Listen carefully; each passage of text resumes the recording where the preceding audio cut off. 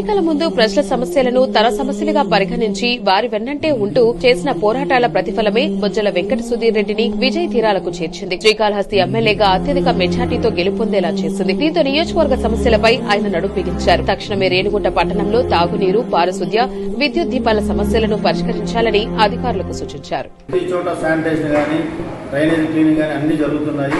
అటు ఉన్న ప్రభుత్వం వైసీపీ నాయకులు దాన్ని సరిగ్గా మెయింటైన్ చేయడం వల్ల నీళ్లు రాకపోవడం జరిగింది.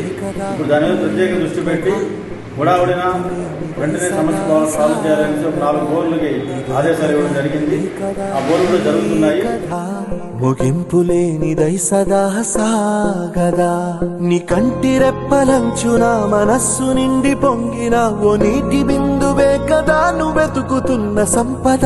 ఒక్కొక్క జ్ఞాపకానికి 100 ఏళ్ల ఆయువుందిగా, ఇంకెన్ని ముందు వేచనో అవన్నీ వెతుకుతూ